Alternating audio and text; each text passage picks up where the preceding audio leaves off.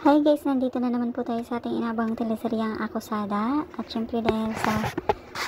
tulong ni Wilfred kasama si Tiago kung kaya't nailigtas itong si Lorena, pero syempre at large pa rin itong si Dennis dahil nakatakas ito.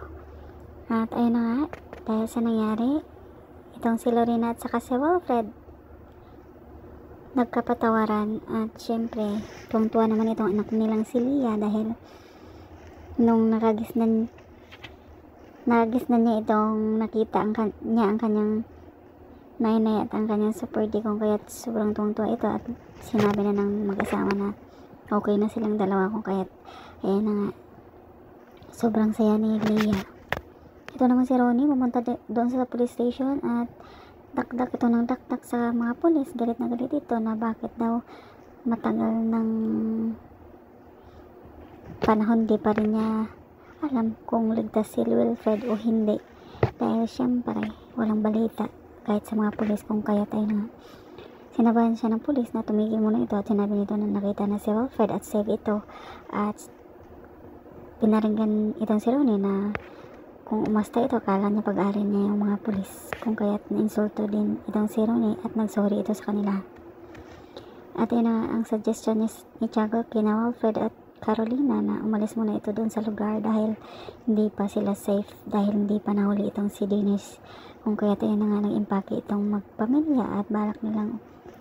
umalis nung araw na yun nung biglang dumating naman itong si Ronnie at nagpanik ito na galit bakit saan daw pupunta mo ito at bakit naka-impake at parang paalis ito, kung kaya sinabi ni Wilfred na mas maiging wala siyang alam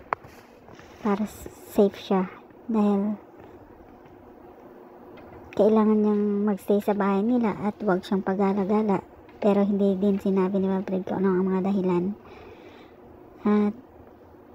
syempre ayan, balak nilang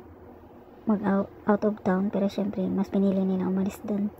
sa bahay nila dahil lilipat sila sa isang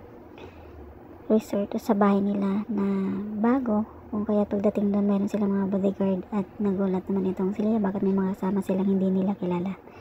Sinabi ni Wilfred na mga ano nila yan, caretaker o bantay nila yan. Siyempre kailangan nila ng bodyguard. At ito naman si Tristan dahil kailangan bilhin sa bayan, nagpaalam itong alis, pero itong si Leah na pupumilit na sumama at sinabi ni Carolina na wag itong sumama sa ibang araw na lang. At yun na nga, umalis na itong si Tristan at syempre biglang nagulat ito nang bumulaga itong si Leah na nandun sa likuran niya. At muntik niya na itong mapagalitan dahil syempre hindi naman talaga pwedeng yung gusto niya lang masusunod at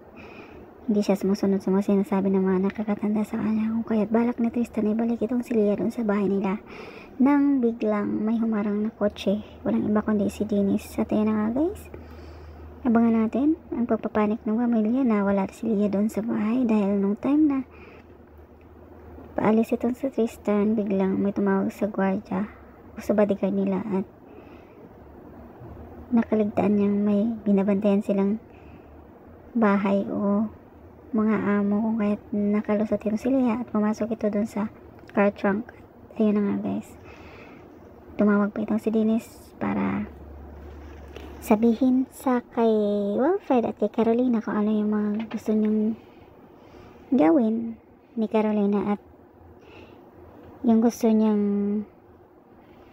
gawin ni Carol ay barilin niya itong si Wilfred kapalit ng buhay ni Tristan at saka ni Leah dahil syempre gusto ni Dennis na mawala si Wilfred sa landas nila ni Lorena. At ayun na nga guys, thank you so much for watching. Please don't forget to like, subscribe and press the bell button for you to notify on my next video. Thank you and bye!